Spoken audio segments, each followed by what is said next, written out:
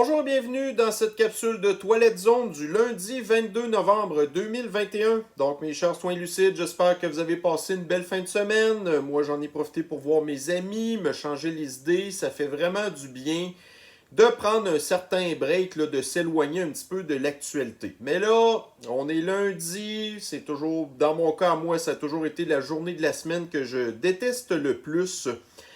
Donc, on va commencer notre revue de l'actualité aujourd'hui avec un article de la presse où on y apprend qu'un rapport explique que la démocratie est en recul pour la première fois aux États-Unis, selon un rapport. Bon. Alors, évidemment, c'est sûr que j'ai lu l'article au complet, donc je vais vous le résumer grosso modo. Il y a une espèce d'agence quelconque là, qui a écrit là, un rapport et qui dit en fait que puis là, en fait, c'est ça qui est niaiseux, c'est qu'il parle énormément du temps où ce que Donald Trump était au pouvoir, puis que là, quand il y a eu les dernières élections avec l'histoire de la fraude électorale et ainsi de suite, donc là, ils font beaucoup référence, en fait, à cette affaire-là, comme quoi que c'est dangereux de dire que les élections ont été volées à cause de écoutez, là, nous, quand que nous sommes très au courant de l'actualité, nous savons qu'il y a eu énormément, on va appeler ça de même, des anormalités dans les dernières élections américaines, OK? Euh, en tout cas, 1 ou 2 années avant, les démocrates ont fait passer des lois pour que, entre autres, le mail-in ballot soit autorisé, OK?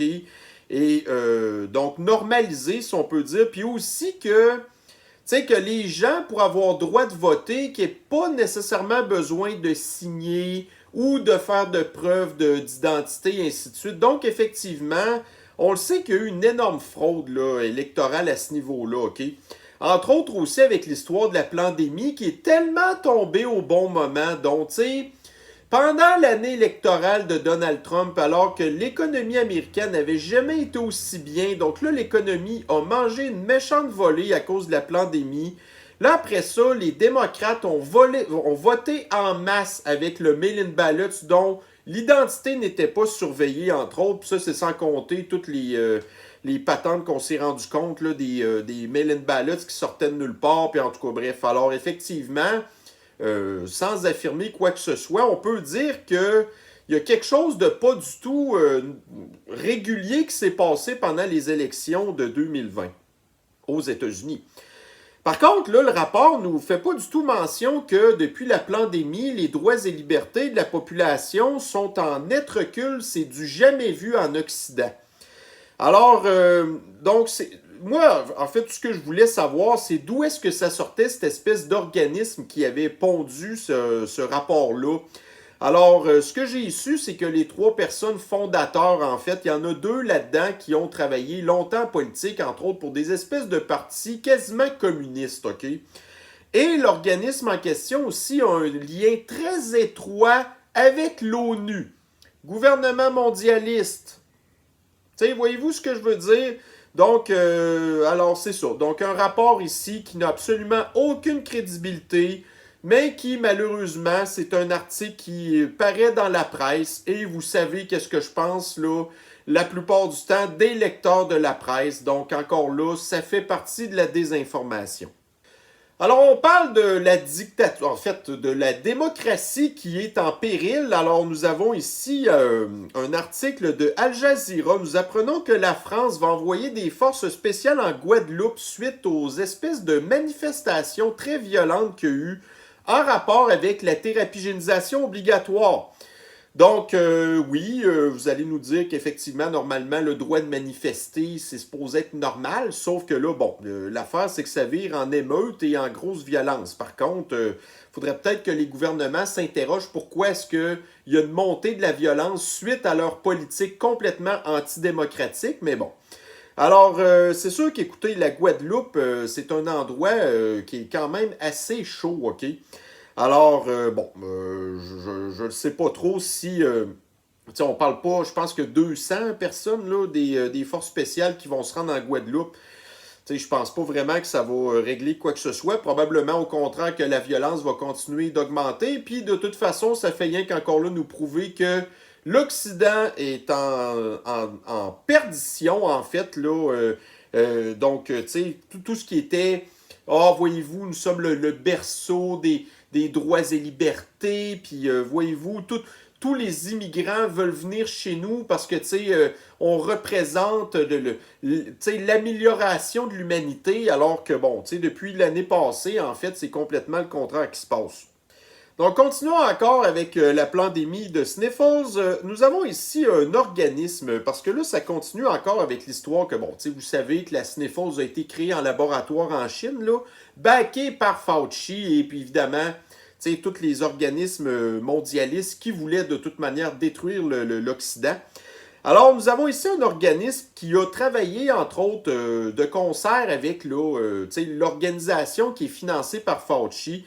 Et on apprend ici, en fait, que oui, bon, la Sniffles a été créée dans un laboratoire en Chine, mais l'origine, en fait, là, du virus, ça serait plutôt au Laos qui viendrait, OK? Donc, ce serait cette espèce d'organisation-là qui aurait amené le virus qui aurait été par la suite modifié dans un laboratoire, donc, en tout cas. Alors, tout ça pour dire qu'on en apprend toujours de plus en plus sur l'origine de la Sniffles. Alors, ça n'est pas du tout, évidemment, une origine naturelle comme on a essayé de nous faire croire pendant très longtemps. Et ici, on a une petite étrangeté. Donc, dans l'ERT, nous apprenons que, bon, là, les espèces d'experts ne s'expliquent pas très bien comment il se peut que la Sniffles ait complètement disparu du Japon. Alors, dans l'article, en fait, on apprend que, bon, évidemment, c'est sûr que la Sniffles, c'est un virus. C'est un virus qui mute continuellement. Ce qui serait possiblement arrivé en Chine, au Japon, c'est que la Sniffles aurait muté d'une façon qu'elle se serait elle-même auto-sabordée, OK? Donc, la mutation aurait fait qu'elle aurait complètement disparu. Alors, bon, c'est sûr que le Japon, c'est une île, puis aussi, il y a eu des normes assez sévères, assez strictes là, pour le contrôle des tourismes, entre autres. Donc, le variant Delta, en fait, qu'il y aurait eu au Japon, aurait muté, puis là, il aurait disparu. Alors, écoutez, ça peut peut-être être une bonne nouvelle à savoir que si éventuellement la Sniffles vient qu'elle fait la même mutation qu'il y a eu au Japon, elle pourrait complètement disparaître par elle-même. Alors, c'est sûr que il y a des gens qui nous disent que la Sniffles, ça va devenir quelque chose qui va être, en fait, endémique, là, et que ça va continuer à muter, mais on voit que ça pourrait effectivement arriver qu'elle disparaisse complètement. On va espérer que c'est ça qui se passe, parce que si on veut faire capoter le plan des mondialistes, ben, il va falloir qu'on ait plusieurs affaires de notre bord. Fait que si Mère Nature peut nous donner un petit coup de pouce, on va le prendre.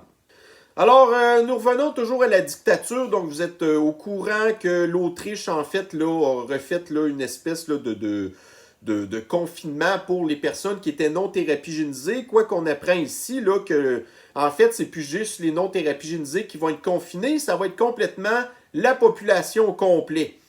Alors, évidemment, là, nous avons d'autres articles ici, comme le Figaro, par exemple. On y apprend, après les tours de vis, la violence éclate dans plusieurs pays européens. Donc, pour expliquer un petit peu qu'est-ce qui se passe, donc j'ai ici un article du Journal de Montréal. Les mesures contre les non-thérapigénisés entraînent la discorde et la violence dans plusieurs pays.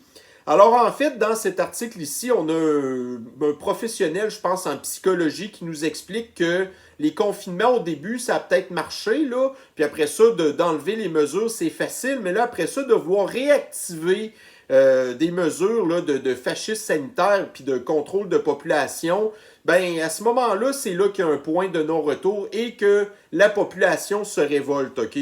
Alors effectivement, c'est sûr que lui, il parle beaucoup de l'aspect psychologique de ça, que des gens qui sont absolument pas du tout capables de le supporter. Mais qu'est-ce que vous voulez? Regardez, le gouvernement, on a été trop gentil avec lui, on a été trop tolérant au début, on a accepté, façon de parler, les mesures au début parce que des gens qui avaient peur de la Sniffles, de plus en plus les gens maintenant sont informés. Fait que des histoires là, de dire « Ah, voyez-vous, la population peut faire ce qu'on veut avec. Je suis désolé, mais ça marche pas. » Alors, c'est sûr que nous, on peut s'attendre peut-être à ce qu'ici au Québec, que les mesures reviennent éventuellement. Peut-être cet hiver, entre autres. Là, on voit que la Sniffles a une tendance peut-être à vouloir remonter un petit peu. Alors là, les gens qui sont thérapigénisés, ben là, ils commencent à dire « Ouais, ben là, Puis là, on voit qu'il n'y a plus vraiment de morts. Les hospitalisations, ça baisse. Donc, tranquillement, pas vite, les gens sont informés. On voit aussi là, qu'il n'y a pas une très grosse adhésion sociale là, à faire thérapie génisée les enfants. Et d'ailleurs, j'avais trouvé un article, bon, que j'ai pas ici, là, mais on apprend en fait que depuis le début de la pandémie, le Canada a jeté plus de 1 million de doses de thérapie génisation. Alors, c'est sûr que, bon, tu sais, on peut avoir toutes sortes d'hypothèses pour expliquer ça, mais effectivement, écoutez, on en a commandé bien trop, puis quand on voit que la population est thérapie-génisée entre 80-85%, puis que là, ça augmente plus vraiment, puis que plus ça va aller avec l'histoire des troisièmes doses, où ce que vous avez des thérapies génisées 2 doses qui ne veulent pas se faire thérapie génisée 3 doses, et qui vont tout simplement décrocher, même si on les menace de désactiver leur passeport de contrôle social absolu. Ben, en bout de ligne, c'est ça qui va arriver. C'est que le gouvernement va perdre le contrôle de la population. Puis d'un autre côté, étant donné que les gens vont se dire, regarde, moi, au pire aller, tant pis, je vais arrêter de sortir puis je vais m'adapter autrement. Ben là, en plus, ça va tout simplement achever l'économie. Fait que, donc là, à ce moment-là, le gouvernement va aussi perdre le contrôle, tu sais. En tout cas, fait que voyez-vous, je pense que, voyez-vous, 2020 n'a pas été beau. 2021, je pense que là, on a vu que le contrôle social absolu s'est durablement installé. Fait que là, 2022, on va voir le gouvernement qui va essayer là, de garder son pouvoir sur la population. Mais là, c'est vraiment là, je pense qu'on va avoir des affaires. Ben, regardez, on vient de le voir, là, ça a commencé déjà en Europe. Donc ici, dans le journal Métro, nous avons une médecin qui est non-thérapie génisée contre la sniffose et voici pourquoi. Alors c'est sûr que pour nous, la communauté de citoyens lucides, on se dit bon, enfin une médecin qui parle. Par contre, d'un autre côté, malheureusement, étant donné que le narratif qui a le plus de pouvoir, c'est le narratif qui est contre nous, contre la population, eh bien, je pense malheureusement que cette médecin-là s'est mis un petit peu la tête sur le bio, là. Alors, probablement que là, il va y avoir le collège du médecin, la mafia des médecins, en fait, qui va embarquer sur son dos. Là, le journal Métro, c'est pas un très gros journal. Fait que là, éventuellement, vous allez probablement avoir Québécois puis Radio-Canada qui va sauter sur son cas. Donc, cette femme-là va avoir toutes sortes de menaces contre elle, en fait. Et évidemment, comptez pas sur la police pour aller arrêter les gens qui font des menaces de mort parce que, tu sais, quand ça vient des groupes de personnes qui sont pas de ton bord, ben ça c'est correct. Mais alors voyez-vous, donc, j'ai entre autres remarqué sur ma page Citoyen Lucide, quand j'ai partagé cet article-là, qu'il y a beaucoup de gens aussi qui l'ont partagé par la suite. Mais voyez-vous, maintenant, on est rendu dans un discours de sourd. Alors, nous, de notre côté, on est bien content de cette médecin-là, puis ses raisons sont tout à fait légitimes, nous, on les connaît. Mais tous les autres qui vont être sur son dos. Bon, alors nous apprenons ici dans le News Yahoo que l'armée américaine est très, très majoritairement thérapie-génisée. Donc, il semblerait que le corps de l'armée qui a le moins collaboré, en fait, c'est le corps des Marines. Par contre, on apprend là-dedans que plus de 95% des Marines sont thérapie-génisés. Par contre, il resterait là encore là à peu près 10 000 Marines qui ne seraient pas thérapie-génisés. Alors, d'un autre côté, on apprend, en tout cas, moi je le savais, là, mais on apprend aussi dans l'article que près de 10 000 membres de la US Air Force qui ne sont pas thérapie-génisés non plus. Alors, voyez-vous, l'armée américaine, en fait, qui, là, c'est en train de se priver de dizaines de milliers, si ce n'est pas des centaines de milliers de leurs militaires pour les protéger. Alors, sachant avec toutes les espèces de tensions qu'il y a dans certains pays européens, au Moyen-Orient et aussi en Asie, ben c'est pas du tout le temps de se passer de ces gens-là. Mais étant donné que vous avez une espèce de vieux fou de sénile de Robinette Biden qui est aux commandes du pays, en fait, qui est la marionnette, là, en fait, de l'establishment puis du deep state communiste mondialiste, ben c'est ça. Donc, probablement que ces Marines-là vont avoir des sanctions si c'est pas de se faire mettre dehors, mais en tout cas, qu'est-ce que vous voulez? Alors, au moins, on est au courant de tout ça. Alors, quand les choses vont dégénérer, puis qu'on va dire « Ah, ben là, il manque de militaires », bon, ben, dites-vous que c'est à cause tout simplement des politiques que vous avez voulu mettre en place, peut-être? Alors, dans le Jérusalem Post, nous apprenons que depuis l'année passée, il y aurait eu plus de 10 000 cas d'abus, là, en fait, des femmes qui se sont plaintes là, de s'être fait agressés contre leur gré au niveau de ce que vous vous doutez, en fait. Alors, évidemment, c'est sûr, dans l'article, là, on blâme, puis c'est normal, on blâme les confinements. Alors, les gens ont perdu la tête et ils se sont tout simplement vengés de cette façon-là. Alors, quand on dit que le fascisme sanitaire et les mondialistes sont des misogynes, des batteurs de femmes, puis là, on voit là, la thérapie pour les enfants, tout ça en plus. Alors, ces gens-là ne sont en fait que des sociopathes, des psychopathes.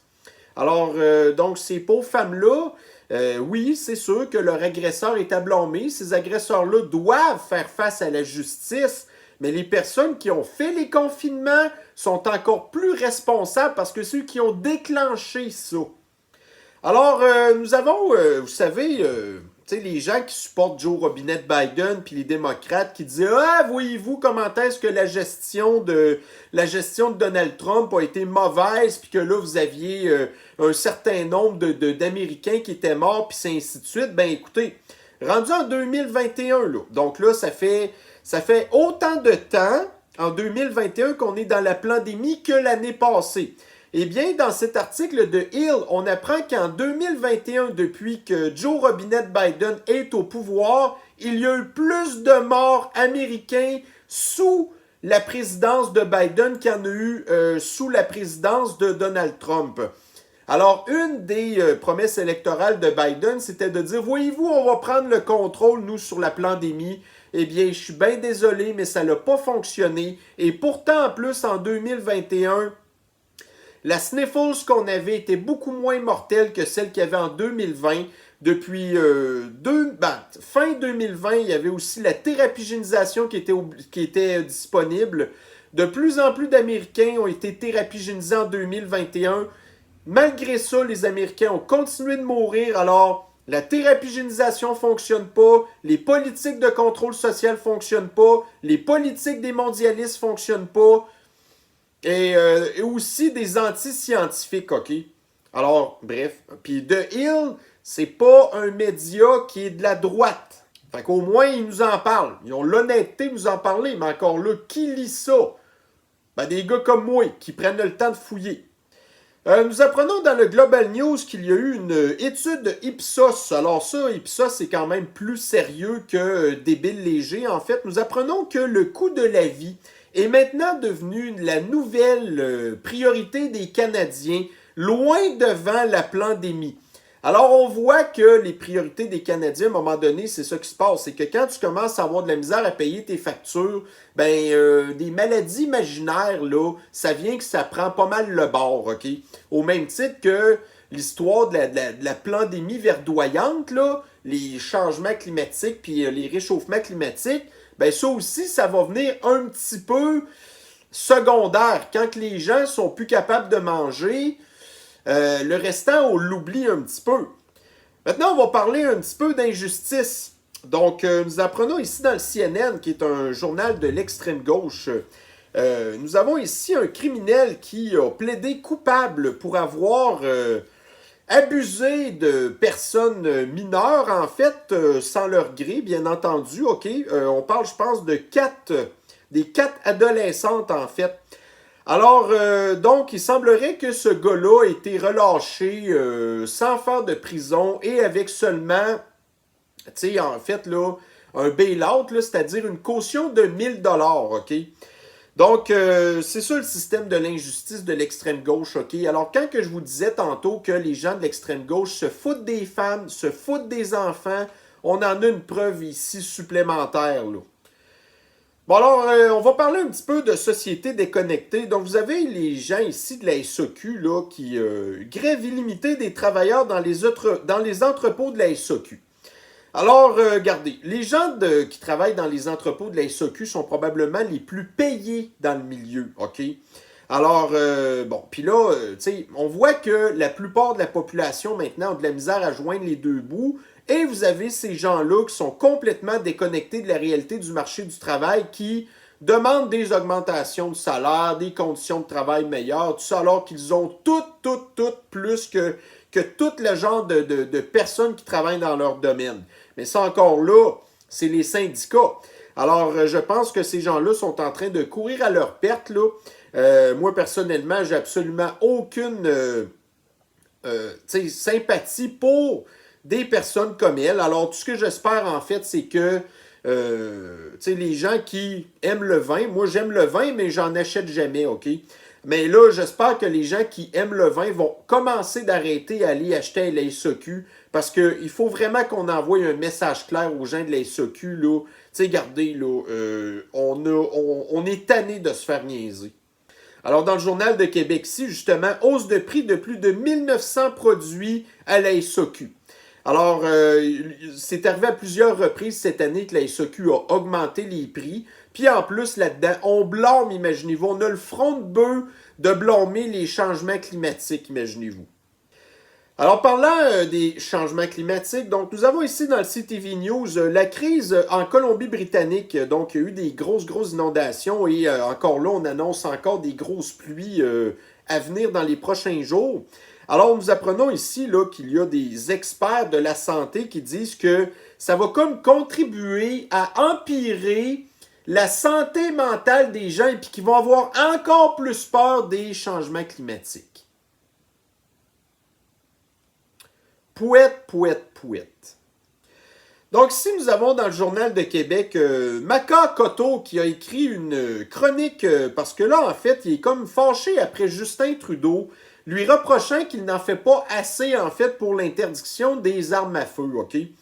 Alors, Maca Cotto, bon, regardez, oui, c'est un noir, là, OK, qui a très longtemps, je pense qu'il était un humoriste ou je sais pas trop quoi. Donc, les humoristes au Québec, on sait qu'ils sont très subventionnés par le gouvernement.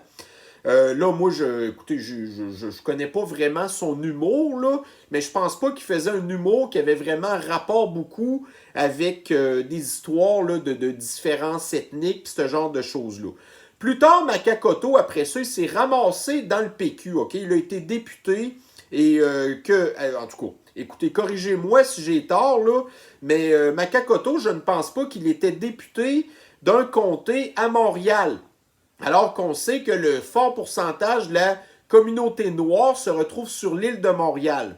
Alors, Maca Cotto aurait dû normalement être un député du PQ sur l'île de Montréal, mais à mon souvenir, c'est jamais arrivé qu'il n'y a jamais eu aucun député du PQ élu à Montréal. Donc, étant donné que Maca Cotto, c'est un opportuniste comme tous les autres péquistes en fait, alors il a été élu dans un comté hors de l'île pour, en fait, bon, le PQ, est-ce que ça l'a déjà fait de quoi de bon, ça, pour les communautés ethniques?